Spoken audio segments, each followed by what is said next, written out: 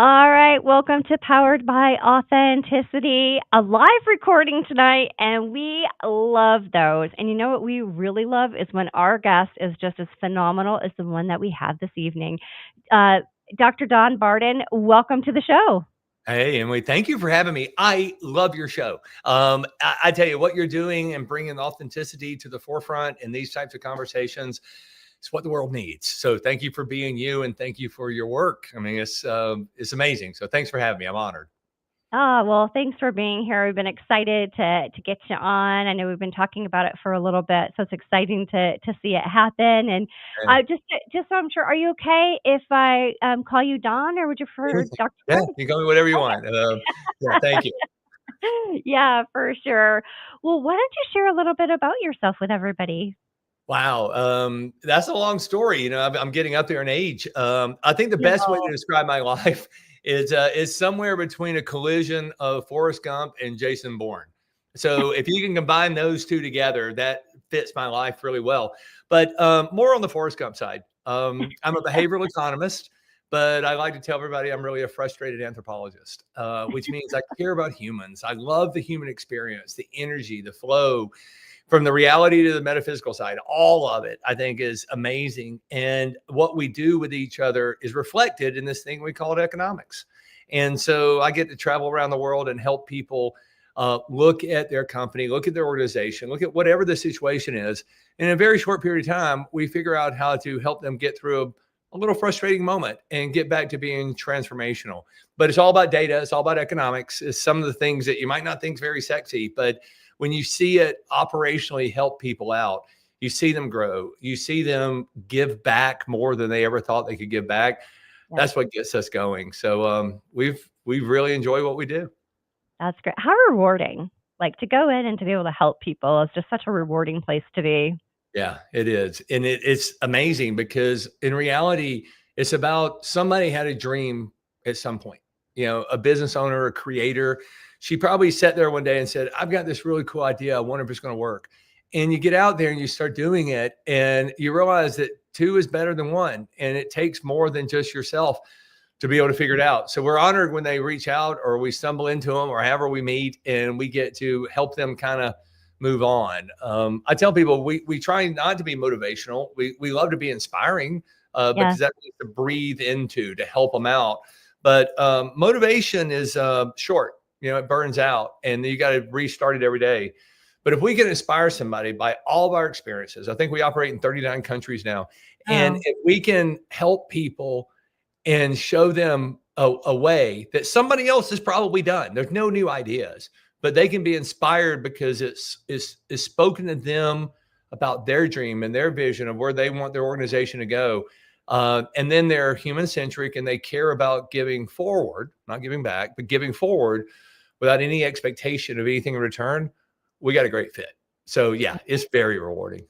that's amazing. I can't wait to dig into that. It's exciting to me also to hear about how, cross connecting certain verticals as well. Like I've learned so much from people who are out there like making charcuterie businesses, but they're struggling the same way I am. And when you put those minds together and support one another, it's very cool. Oh So yeah, we all struggle. Anybody who says that they don't, they're in trouble.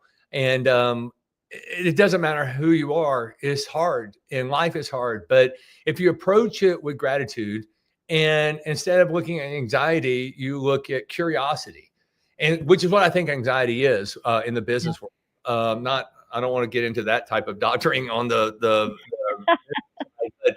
most of the time businesses, when they have anxiety or the business owners are worried about something, it's not really an anxiety. It's an alarm going off in your head saying that, hey, it's time to get creative.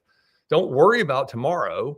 Worry about today. And what can we do to be creative? And if you approach it with gratitude, then your optimism is sustainable and you can go out there and do great things. So yeah, it's a lot of fun. Oh gosh. Well, you've got me fired up and actually put myself into a place where I'm like, I need to remember that tomorrow. Yeah, don't worry about tomorrow. It's an old saying, tomorrow has enough trouble of its own. And tomorrow is not even real. The only thing that's real is right now. And if you can be present in that, then, and you can look at yourself and say, really, the biggest question is, what am I afraid of? You realize you're afraid of something that's not even happened yet. and it's probably not going to happen. But you take that energy and turn it into gratitude and turn it into curiosity, and you can make a lot of things happen. But it takes two to tango, right? It takes sometimes somebody holding your hand and saying, it's going to be okay. But let me share with you the thousands and thousands of people who've gone before you, and you're not alone. And this isn't the first time this has ever happened in history. It's the billionth time. It's just your time. So Yeah. you feel it. And I get that. But let us share with you what we've seen around the world. And it works. And I'm really proud of it. That's amazing. Well, I can't wait to talk about this a little bit more. I'm so excited. What a great intro. And one thing we like to do here as well is get to know our guests on a little bit of a personal level. Oh, okay. Typically, it involves food, just because we think food is a great connector amongst everybody. Sure. So, if you walk into a coffee shop, what's your order going to be?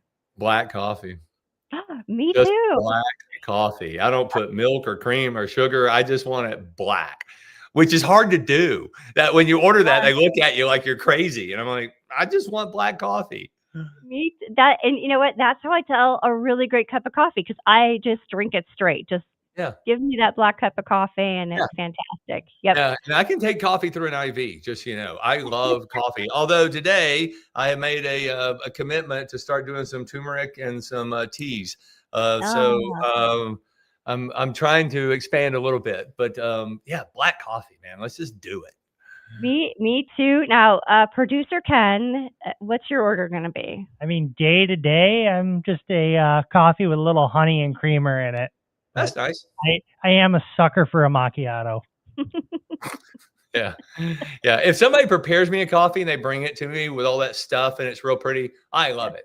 I'll Yeah. drink it. But the go-to is just black. Just do it right.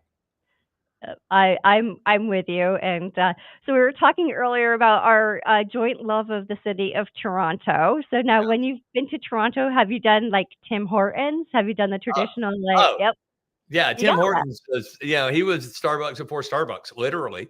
Yeah. And I love Tim Hortons. And I live in Atlanta, and they just opened a Tim Hortons down here. Wow. So that's sort of exciting. We'll see where it goes. All right. Well, keep me posted. Yeah. Yeah, no, Toronto is my favorite, or at least top three, but I would say my favorite go-to city in the world. So I'm glad you're up there. It's right around the corner. You're on the other side of the imaginary dotted line, That's correct. So yeah, I'm glad. I love Toronto.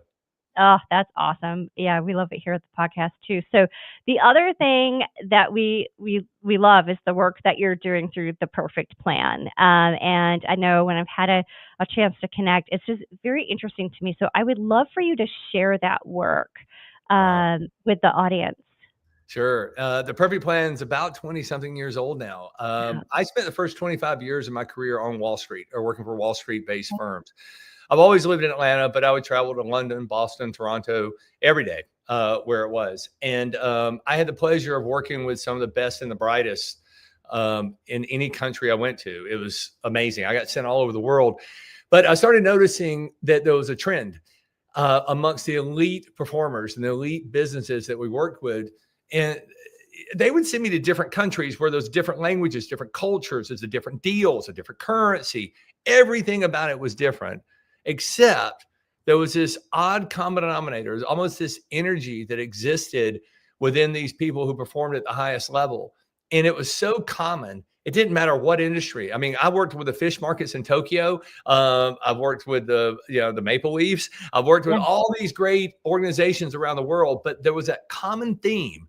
So I worked for a gentleman, probably one of the most gregarious CEOs on Wall Street at the time. He's passed away now, but what a great man. And I went to him, and this is 20 something years ago. I was working on my doctorate, and I said, look, I've got this idea about this thing. And I said, I think there's some odd little combination of something that these elite people do differently. And I'd like to study that. And I'd really like for you to pay for it.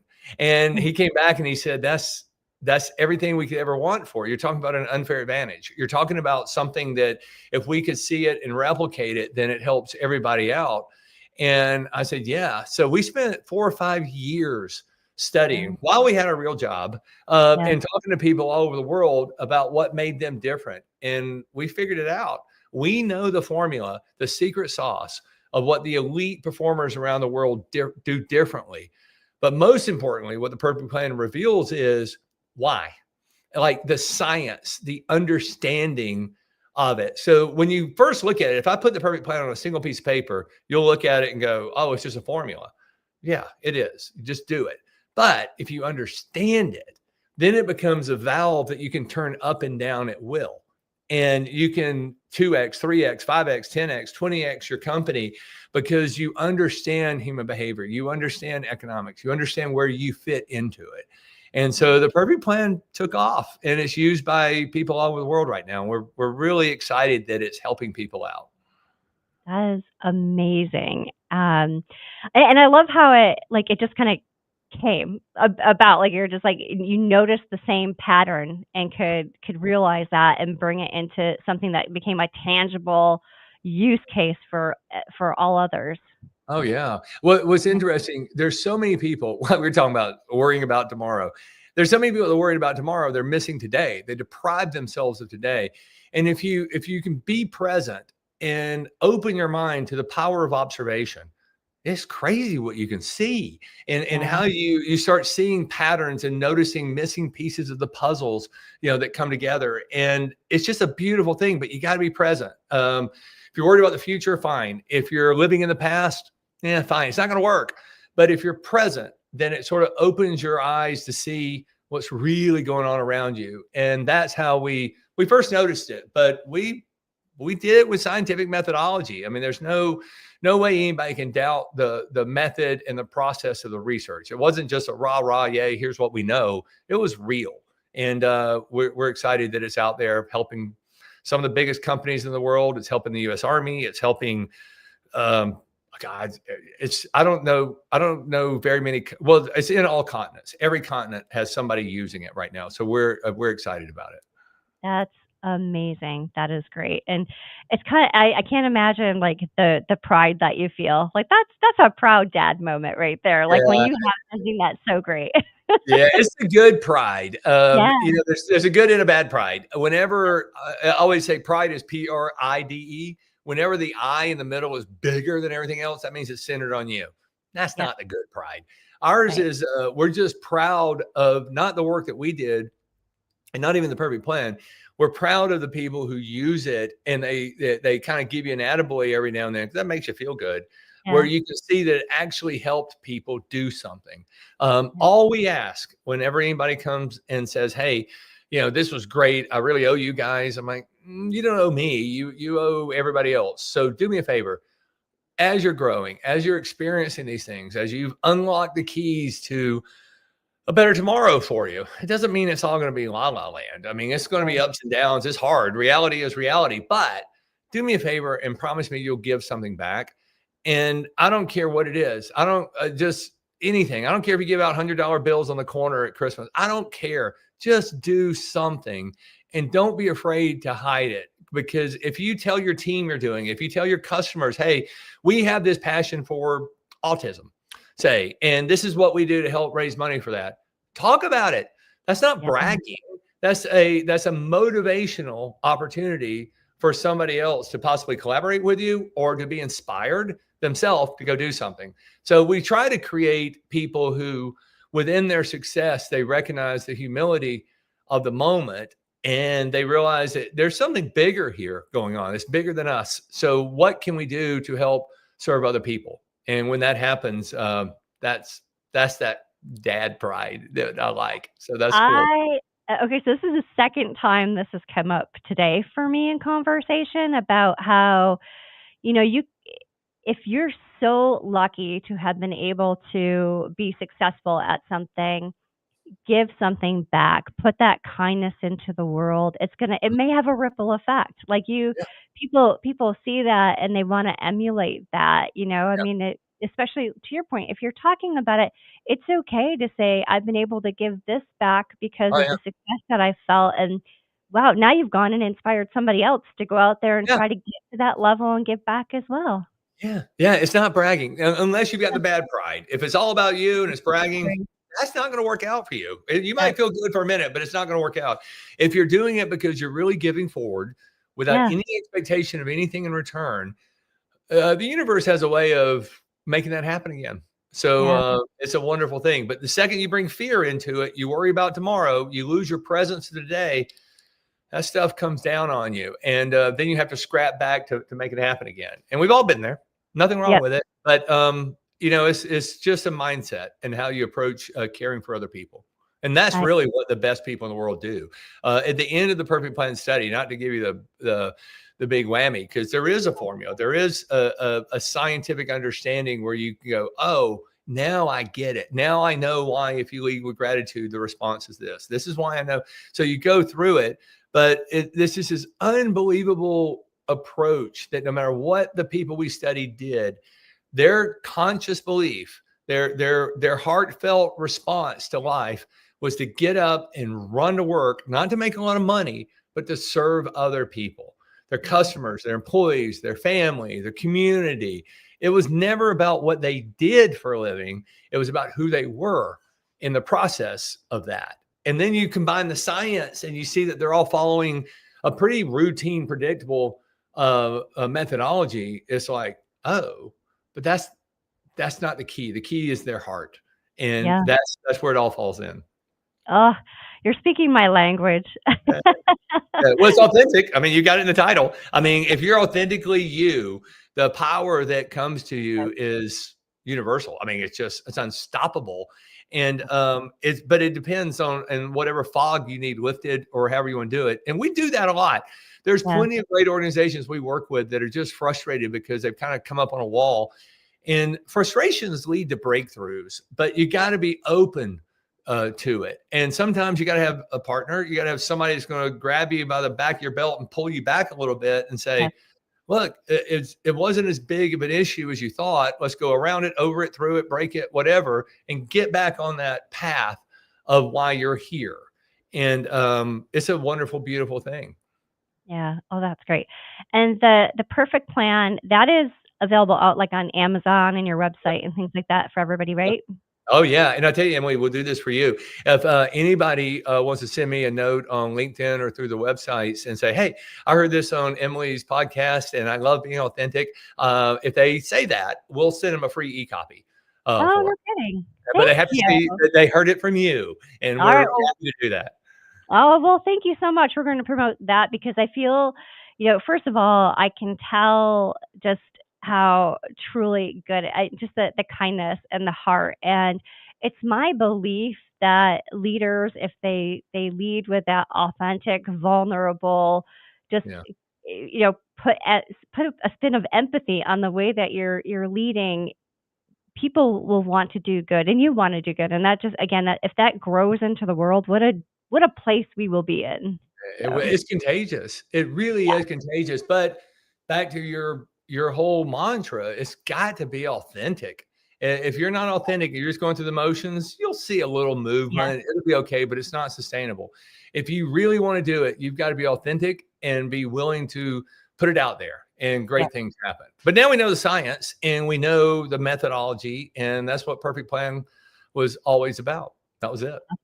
All right, awesome. I love it. Well, and now you have a new book coming out, or is out. Oh, I'm it's sorry. out. Yeah. Yeah. Here comes the girls. Okay, so I'm especially vested in this because I Okay. am in IT. Yeah. I am continuously and continually the only female in so many different meetings, and just it's a tough industry. So Yeah. I'm truly vested in hearing about this book and this perspective, and really having the females in 2028 to start to take over the world. I love this. So share a little bit about this book. Yeah, well, again, go back to the power of observation. I'm considerably older than you, so I've watched things change over time, but I've always paid attention, always been aware of it. Yeah. And what we noticed about 5 or 6 years ago is like, everybody talks about women, not enough women in the boardroom and not enough women in leadership. And there's an argument. I mean, we're not going to go down on that, Yeah. but it's getting better. And I started noticing, I'm looking around going, it's not just better, it's measurable. So I started looking at it from a side. I put my nerdy doctor hat Yeah. on and I said, okay, how can we look at this and see if it really is a phenomenon or if it's just a blip in the system? And so we went back to the perfect plans mindset and said, if you're going to approach something so not out there, but so almost polarizing, to be honest with you. And because a lot of people aren't going to believe it. They are going to believe it. They're going to want to do it. They're going to get in a fight. They bring back the past. It's just, it's crazy. But I'm like, you know what? If we can do this as another doctoral study and really focus on the data, not the dogma, the data, Right. what will that tell us? And we did. And we studied it for 5 years. We talked to female leaders all over the world and asked them a very simple, open-ended, phenomenological methodology around transformational leadership and said, what's happening here? And as we started studying, just a nerd out again, if any of you Big Bang Theory people are out there, science, when you're going into a project like this, is going to divide you into either quantifiable or qualifiable. Quantifiable is the numbers, where you just look at it and say, every year it goes up by X%, and here's why. It's just numbers. The other side of it, qualifiable, is about the quality of it, and it's around the phenomenon of it. Those two never come together. Occasionally, you'll see one that blurs, but you're either going to go with the numbers or you're going to go with the phenomenon, not in between. As we were going with the numbers and realizing, holy cow, this train has left the station. It started in the 50s. We know how we got to where we are today.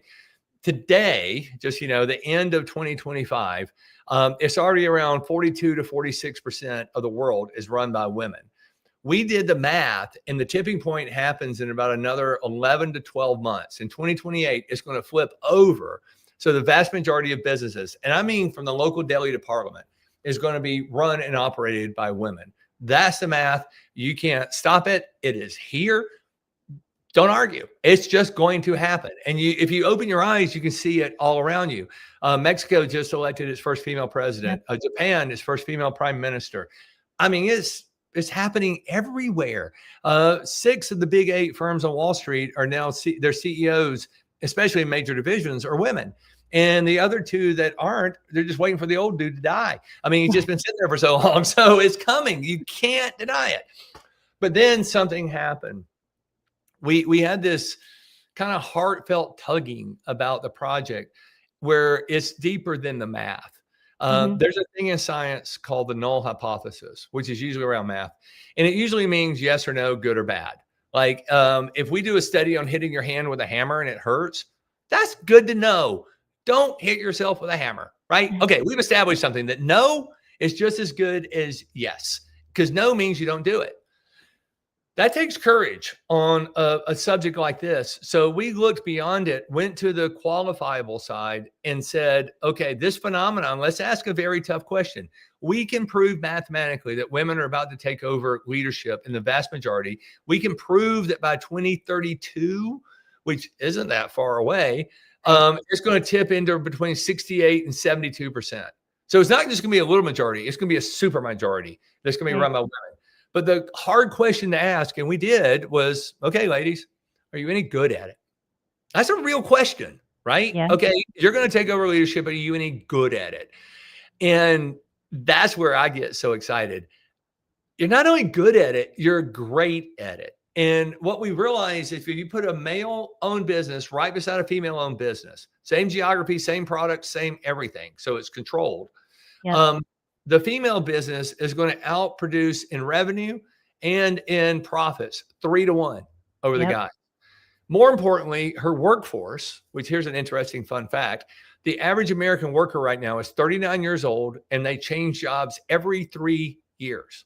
So by the time they get used to the job, they've already moved on to something else. Unless they work for a woman.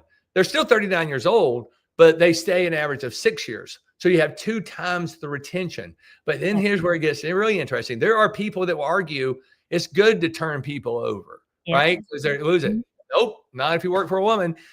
We found that these people that go from 3 years to 6 years under female leadership, their production actually goes up in years 4, 5, and 6. And when they do leave, they leave with a bunch of hugs and come back and say, I'm only leaving because it's the right thing for me and my family, because I've been working here and you created such an opportunity for me to grow as an individual. This is my dream job. and they Yep. just hug it out. People aren't leaving because they're mad. They don't like their managers. I'm sure that Yes. happens sometimes, but they're leaving because the seed has been planted in them. It's so enriching because of her leadership. They can go like in giving, and the ripple effect starts to happen. And then the final thing we learned on it, we do know her methodology. We know female methodology. And we also know it's not a girl thing. It's just something girls do. So we can teach guys to do it. So when you combine that thing of this incredible phenomenon that says it is mathematically going to happen, and then we go back and say, oh, by the way, it's not just a good thing, it's a great thing. Here's what she does and how she does it. So if everybody figures this thing out, think about what's going to happen to the economy. And what we're forecasting is a minimum 3x growth between now and the year 2032.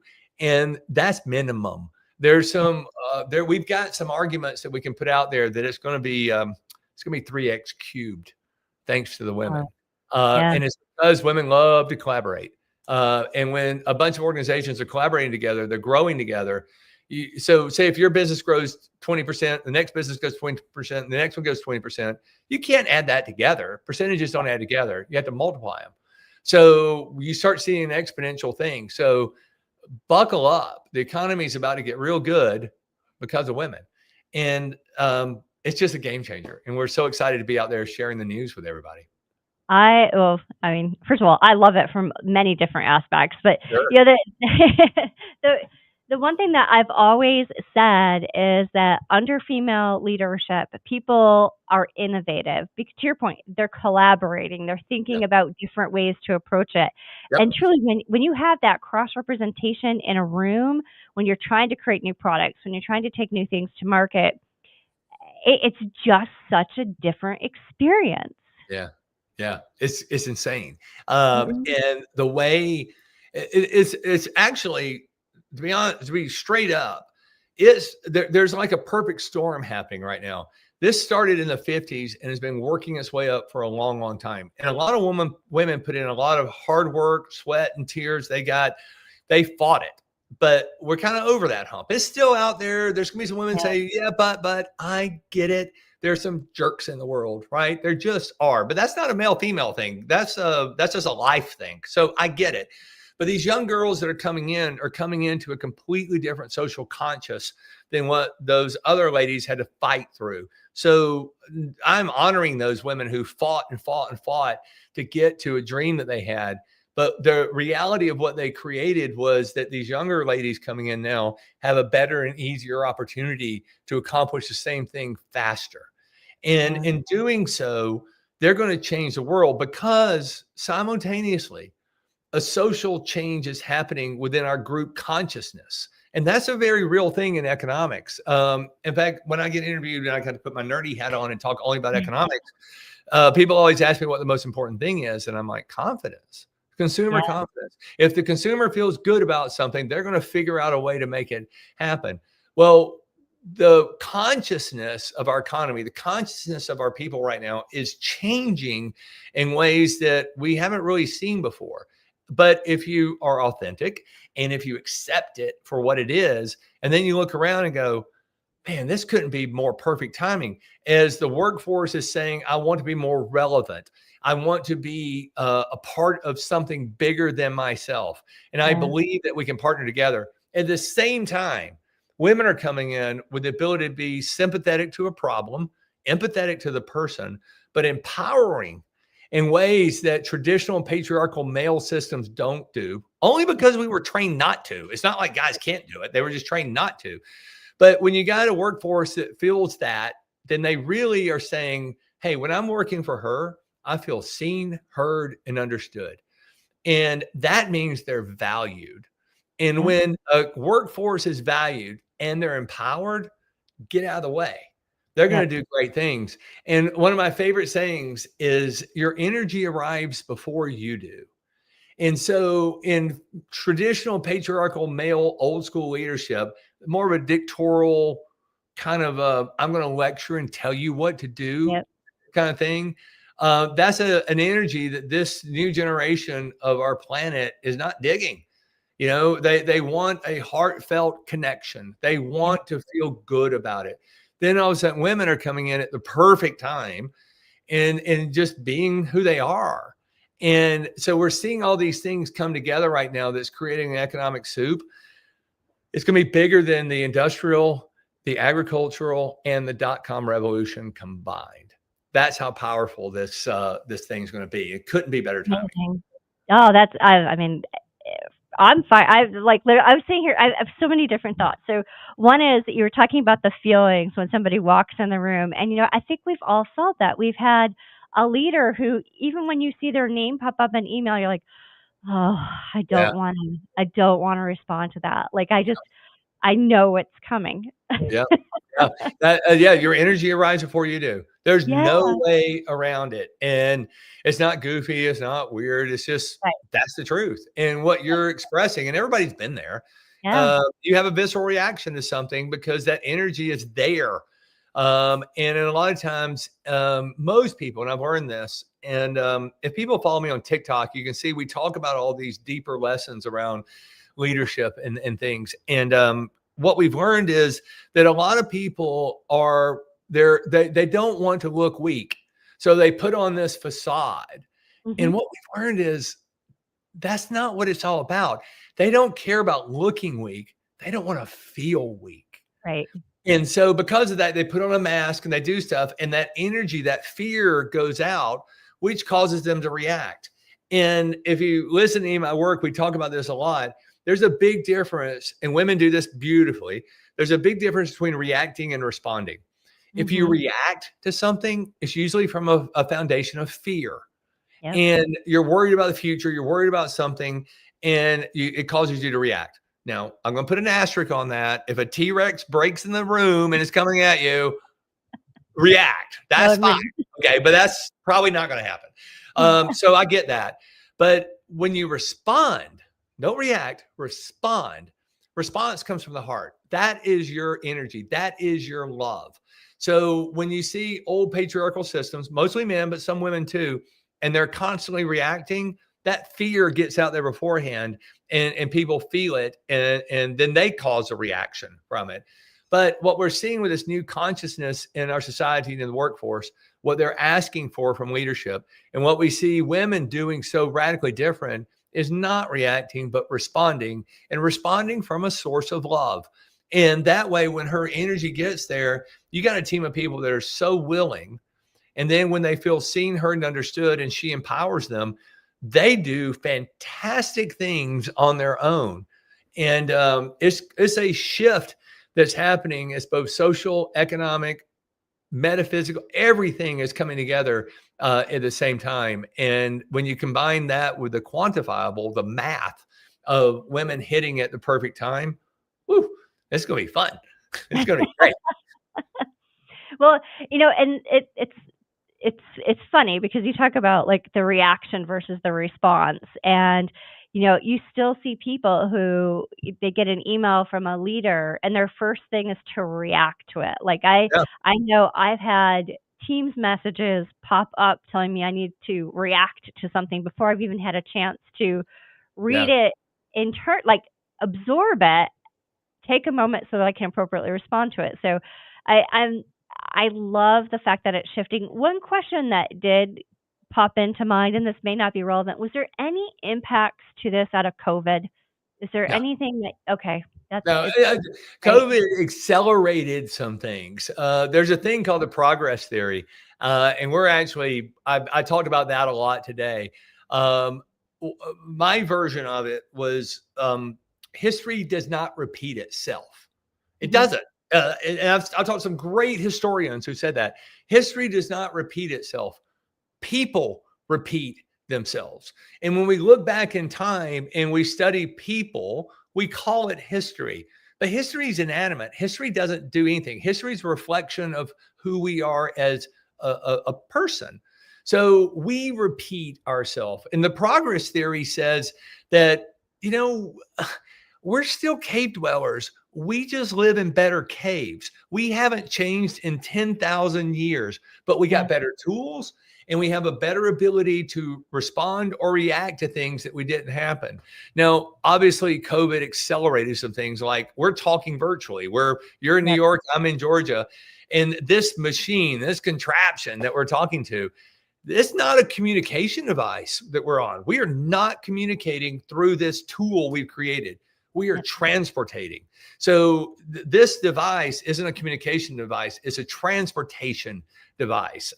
For all practical purposes, your brain thinks I'm with you just up there near Buffalo, right? My brain thinks that you're here with me in Atlanta and we're having a conversation. That's really cool. So COVID accelerated some of that stuff. But no, it was going to happen. There's no way around it. So it's kind of cool. COVID was a great reveal. I'm sorry to interrupt. COVID was the great reveal. I agree. Yeah. Yeah, we got to see who's real and who's not. But most importantly, what it did was it showed us who's relevant. And I do think that's one thing COVID did do is it accelerated the people can't hide anymore. Let's just put it that way. You can't go to work and hide and pretend it's not happening. If you're working from home, you're using transportation devices like this. It's very hard to hide like you used to be able to. So I think it's going to force relevance more than anything. And there's nothing more relevant right now than female leadership. So all the stars are aligning right now. And it's a lot of fun.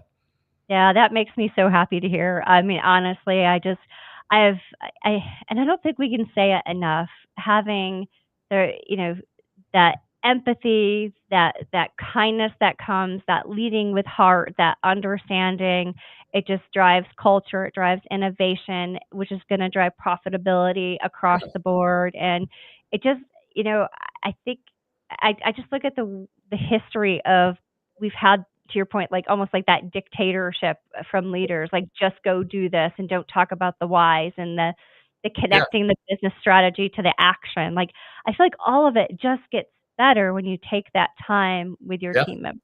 So it's exciting. Let me say something about what you just said, because I think that's very important. We look back, and one thing I stress to my clients on an interview like this, and when I teach, when I put my professor hat on and teach, I beg people to take a minute and breathe and absorb this concept. And the concept's real simple. It's actually a command.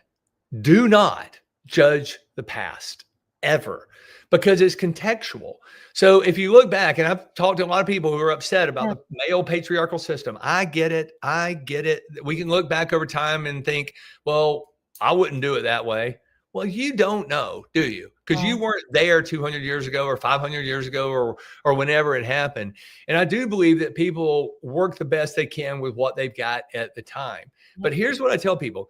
As that patriarchal male system came up, we know why it originally happened. We also know why people took advantage of it. But the reason we had male dominance in a hierarchical system of leadership is because of one thing and one thing only, and that's red muscle mass. I mean, I'm probably better at cutting down a tree than you are. I could probably plow a field better than you. I might be able to fight the bear better than you, which in reality, all you got to do is outrun me. I could lose and you're still better off, right? So when you look at that, you're like, okay, he had his role and she had her role. Yep. And that's the only thing we had. But now, because of these transportation devices, because of our ability, because things are changing, there's no need for that separation. So the rise of it, we started in the 50s, is becoming very, very important right now. But I stress that. And here's why I stress, do not judge the past. And this is sort of a brain screw, but I tell people this all the time, especially students. The reason you don't judge the past is because you are the past of your future self. Think about that. Your great-grandchildren are going to look back at you and judge you. And they're not going to be able to understand why we did things the way we do. Like in medical science, we think we're the most advanced in history. And that's probably true. But our great-grandchildren are going to look back and go, ooh, they did surgery? They cut into people? They used stitches? They couldn't just grow it? Those barbarians. So whereas we're so proud of ourselves, and we should be, of what we've accomplished, our future self is going to think that we're barbarians. Yeah. And if you don't believe me, George Washington died of strep throat. One pill would have saved that man's life. Yep. Think about that. And we look back and they were putting leeches on him and things, trying to help him with his infection because it had gotten so bad. But we look at that and go, oh God, they're barbarians. They were doing the best they could with what they had. Today, we're doing the best we can with what we've got. So don't judge the past unless you're ready to be judged by your future self. And when you get to that state of understanding, you kind of let go of the past and you realize that we shouldn't live in the past, but we should acknowledge that we're from the past. And then if you look at the cover of Here Come the Girls, the tagline says, a celebration of why women will take over global leadership in 2028. It's something to celebrate. Don't rob yourself of the happiness on this because you're kind of bitching and moaning about the past. That's the past, man. Let it go. And let's just live in the present and be open and heartfelt and responsive and lead with love. Our energy will get there. And let's learn from what all these women are teaching us now. And it's just awesome. Oh my gosh, I love that so much. It's I did cool. what it's so cool. And I'll say one other thing is that it's not just, not looking at it, and making judgment about the past. It's also looking at a person. And I think this is where you take that same concept and apply it to each person that you deal with on a day-to-day basis. Yeah.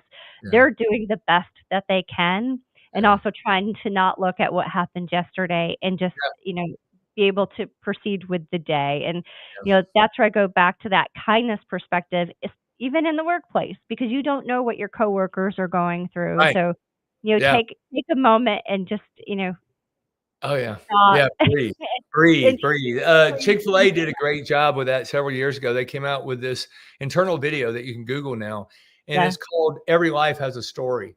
And it was a training video that they did. And I don't care if you like Chick-fil-A or not. They're a good organization. And what happens is you go into one of their stores. It's crowded. It's around lunchtime. You should Google this. Every Life Has a Story. Chick-fil-A, and just watch that video. But watch it alone because you will be crying by the time it's over with. What happens is the camera boom goes over people in the restaurant and a bubble pops up and says what's happening in their lives. And you're like, oh. And like the first guy just lost his job and he's struggling to get by. The second girl they showed just became a U.S. citizen. So you're happy. Then you see an older couple walk in and they struggled with cancer, but now he's cancer free. So they're happy. And then you see this mom sitting, a single mom. I get real emotional about single moms, but you see her and she's just struggling, she's trying to make ends meet. And then you see this little girl, and it's a Chick-fil-A for God's sakes.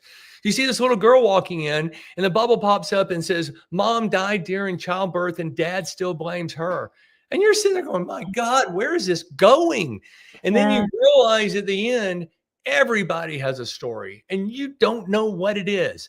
But what Chick-fil-A was trying to get to their employees, which the average age is 17, by the way, they're trying to teach them, you've got a little moment, a 2-minute moment with everybody you meet. You might not know the story, but you do know that everybody's fighting something. And if you can approach that with response and love, and you can give them a smile just for a second, it's never about the chicken sandwich. It's about that human engagement. It's about the response. It's about your energy being there. And they do such a good job of that you look at it and go, wow, that's pretty hard punching. Yeah. Oh, no, it's not. That's life. So if we take a minute back and realize what we're here for, man, you can't stop it. So it's great. And sorry I get upset about single moms. The thing, you mind if I tell you real quick? I don't know. I don't want to start crying. One of the big aha moments was in the study was the power of single moms. And everybody knows, it's hard, right? And it just, if it doesn't affect you, it doesn't affect you. If it does affect you, it does. It's just one of those missing pieces of the puzzle that we're all going through in life. But going through this and talking to all these women and getting to know their stories, I realized it's not hard at all to be a single mom. I don't know why we're making such a big deal saying it's hard to be a single mom. It's not hard. It's impossible to be a single mom. Yeah. It's impossible. But these women get up and do it every day with love. And you're looking at it going, I couldn't do that. I couldn't do that at all. So what is it about it? And I had one CEO, a female CEO said, for every 10 single moms I hire, I can fire 100 regular employees. That's how they can figure out how to make stuff work. So you got the power of these women who are putting everything out there to do it. And it's not hard, it's impossible. And they're doing it. Yeah. So give them a break, give them some flexibility, give them what they need. And what they're going to give you back is 1,000 times more than what anybody else can do. And that was a big aha moment for Yeah. me. And I don't know, I'm just so endeared by it. Yeah. It's just phenomenal to see it and watch it. But it's not hard, it's impossible. And they That's do it. And you look at just the spirit of the single moms out there who are getting up far before most other people are getting up in the morning to try to take care of themselves a little bit, try to take care of their children for sure, and Yeah. and go and make an income so they can put food on the table, so they can turn the lights on, and they're they're so full of human spirit and kindness, and it is tough. And I mean, I'm in awe of how people are able to do that. But that's just pure work ethic, putting your heels down and just getting things done. Yeah. Yeah. You can't stop them. You Yeah. cannot stop them. But I tell you one thing that I learned on that is a tweak in words that applies across all leadership. Single moms have an unbelievable understanding of the difference between intentions and goals. And we learned this in the study that it's sort of not good. It's not a mistake, but I would recommend you not. When people go out, and I'm guilty of this, I am so guilty of this. When you say, I want to be intentional about having coffee with you, black coffee with you every Monday morning for a few minutes. Well, that's coming from the brain. Intention comes from the brain, and intention only knows pass, fail. That's it. And so that means if you're intentional about doing something and it doesn't happen, like with a single mom, because something came up, Yep. there's a transition in there that translates in her brain and your brain as failure. That's not fair. Yeah. But when you look at it like, oh, no, I'm not going to be intentional. I'm going to have a goal. And because goals come from the heart, goals are adaptable. Goals can be moved. Goals can adjust. If you say, I have a goal of having coffee with you every Monday morning before we start the week, and it doesn't happen, that's okay. You move it, you change it, Yep. you're flexible around it. But when it comes from the heart, the goal is a response. Intentionality comes from the brain. And then when it hears the no, it interprets it as a failure, which creates another flow of energy, which gets there before you do. And you're going out and doing it. And I think these single moms inherently, whether they can articulate it or not, Yeah. it's the power of women in leadership. It's about goals from the heart, which are adaptable, adjustable. They're sympathetic, they're empathetic, they're valued, and they're empowered. And that's something that men have not been trained to do. And it's just the most beautiful thing. Yeah. That's the only thing I can say. It is the most beautiful thing. Oh gosh. Oh my gosh, I love it. Well, I could talk all day on this. Okay. It's such, I know, and you're so easy to talk to. Like I love this conversation. What's though one thing, and we've talked about a lot today, and I just want to reiterate that this conversation just fuels my personal soul. Like I just,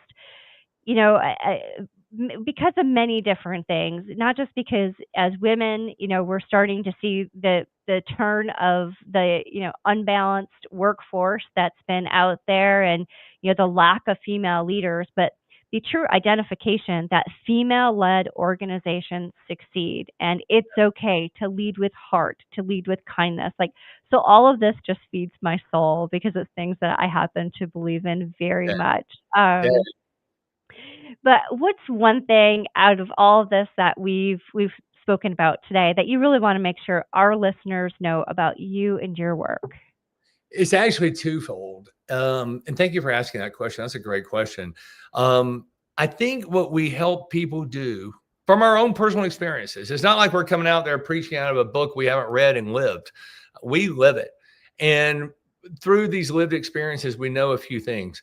Number one, it's okay to admit that you had no idea.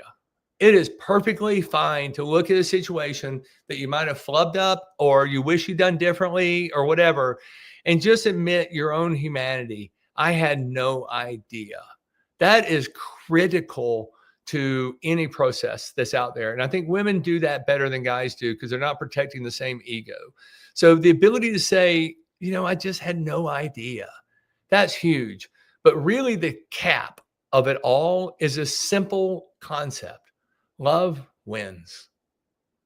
Nothing else to say. Love wins. It always does, it always has, and it always will. So if you can open up your heart and you can learn a few things, constantly be grateful in your curiosity and reach out there for it and be able to say, you know what, I had no idea. And be honest and humble. That's authenticity. That is the power of being authentic, is saying, I have no idea. But when you let all that out, you realize that love really does win. And love is that universal energy. That's who we are.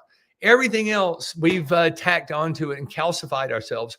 When the reality is, if we just are humble, if we're authentic, and we believe that love wins, we have the power of observation, and we look around and go, this is a cool life. And I'm really enjoying it.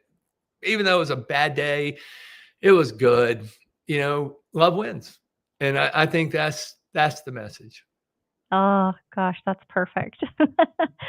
I just again, you're hitting all for my soul. This has been a very rejuvenating conversation. So it's wonderful. What is something that myself and my team can do for you at Powered by Authenticity? Anything we can do to Oh, help? keep being you. You are so needed in the world. Keep talking, keep telling the stories, keep getting out there. And seriously, just be you. Be free to be you. But I will tell you, it's not just perfect plan. If any of your listeners send us a note on the website, which is donbarden.com, or look us up on LinkedIn and send me a note and said, hey, I saw this on Emily's show, I'll send them a free e-copy of The Perfect Plan and Here Come the Girls. And I Oh, think Here Come the Girls was #1 on Amazon for about 15 weeks earlier in the year. gosh. So it's a good book. And I'm happy to send them free copies. But they got to say, I saw this on Emily's show. I believe in the power of authenticity, and we'll send it to them immediately. Oh, thank you. That's such a generous offer. I really appreciate that.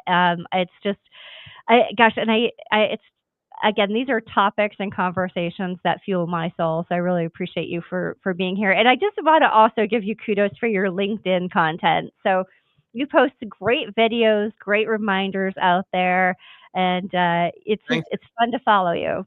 Thank you. I appreciate that. And to everybody, if they want more, we've learned who TikTok is. And, for every 100 we get on LinkedIn, we get 20,000 on TikTok. So, we got some deeper stuff on TikTok, and I love it. And I love the comments. I try to read every comment and Amazing. respond, even if it's just a little hard. I love hearing the stories, and any way we can help anybody do it. But you just keep being you.